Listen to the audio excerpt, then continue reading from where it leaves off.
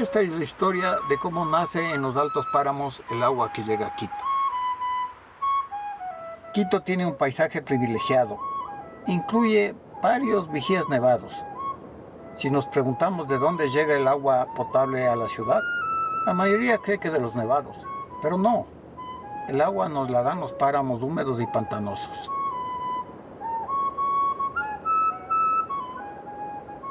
Esos pantanos al sur de Sincholagua, como muchos otros en los lomos de la cordillera, son una esponja, capaces de absorber el agua cuando llueve y de irla soltando pite a pite todo el tiempo.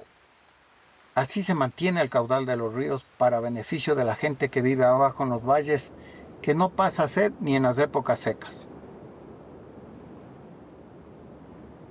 En estos páramos húmedos nace una quebrada llamada Mudadero. Más tarde cambiará de nombre a Pita. A este cauce lo vamos a seguir. Va a ser nuestro ejemplo de dónde llega el agua a la ciudad. Este riachuelo que de guaguito se cuela por los páramos tiene Taitaimama. El Sincholagua, que está rodeado de vastos pantanos, es el que más agua le da. El Cotopaxi, siendo más alto y grande, contribuye con menos líquido. Si los altos volcanes y los páramos son los taitas del río, los abuelos vendrían a ser las nubes, que son las que traen la humedad de los trópicos, y la sueltan aquí arriba en forma de lluvia o neblina. En este punto yo me puedo tomar el agua del riachuelito sin necesidad de procesarla, porque es bastante limpia. Si hiciera un brindis con el río y yo me tomo la mitad, y la otra mitad le devuelvo en ese brindis al río, el agua que le devolví demora apenas poco más de un par de días en llegar a Quito.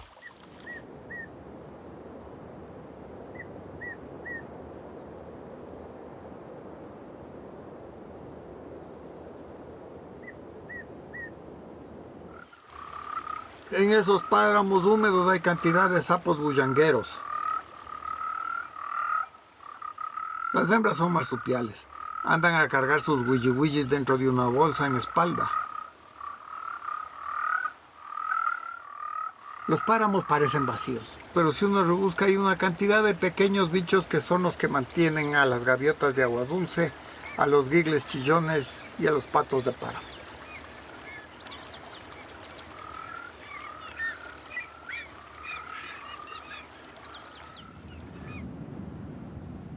Nuestro trabajo es de control y vigilancia. En el área tenemos 7 rutas y todos los días hacemos una ruta.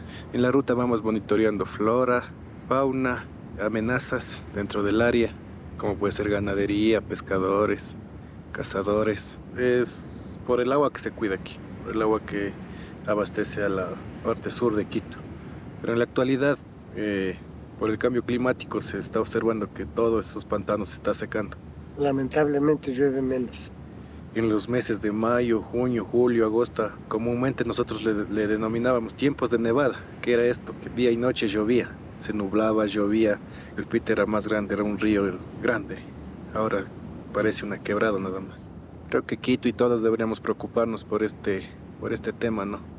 De la conservación, del ahorro, no desperdiciar, todo eso.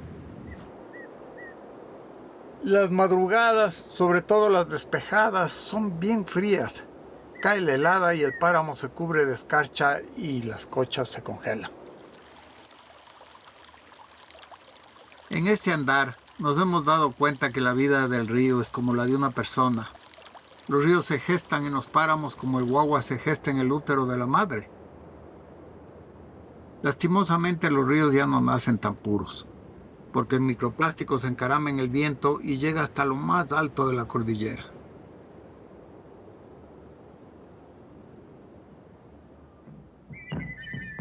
Aquí en el Cotopaxi hay un divorcio de aguas. Si vuelvo a levantar el vaso en esta arista y hago un brindis con la quebrada que vemos a la izquierda, el convite bajaría por el Tamboyacu que sale al Napo, eventualmente al Amazonas y al Atlántico. Si hago el chinchín con la quebrada derecha, se va por el Pita al Pacífico.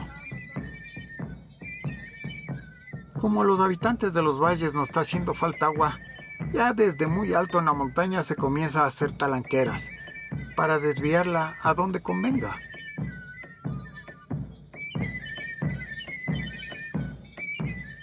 Poyo es un topónimo muy común en nuestros Andes. Significa vertiente en quichua. El agua que sale de los pogios es muy limpia porque es filtrada por los suelos del páramo.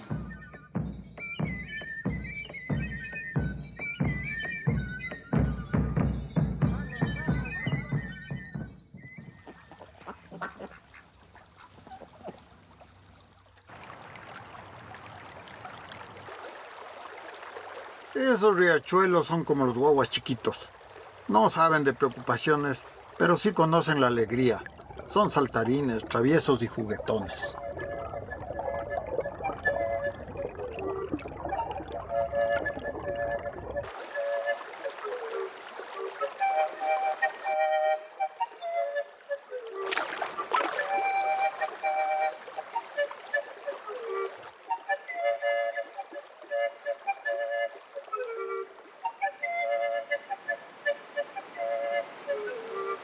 Las quebradas de Hualpaloma y Mudadero, ambas que drenan sobre todo el Sincholagua y algo al Cotopaxi, forman el Pita.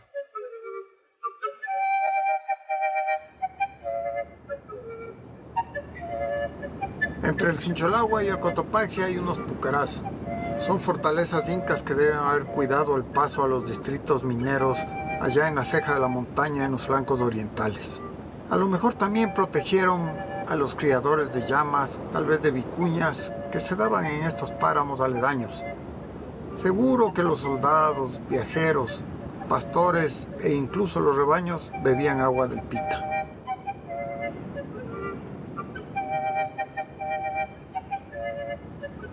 Conforme el río de nuestra historia va bajando, se topa con climas más calientes y los cultivos comienzan a asomar a la vera de su camino. En este caso, la papa, que como muchos saben es proclive a varias plagas y necesita de químicos para producir buenas cosechas. Lastimosamente, los pesticidas usados son muy solubles. Esta cercanía de los cultivos de papa con el río es ciertamente nociva.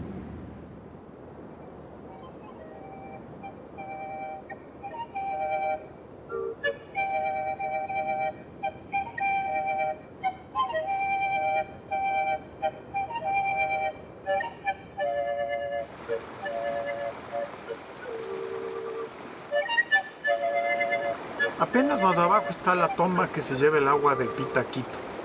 Más o menos esta agua da el 20% de lo que la capital consume.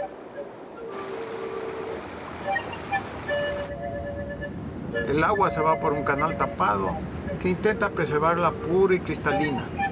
Llega a la planta de tratamiento de Puengasí, desde donde se distribuye a la ciudad.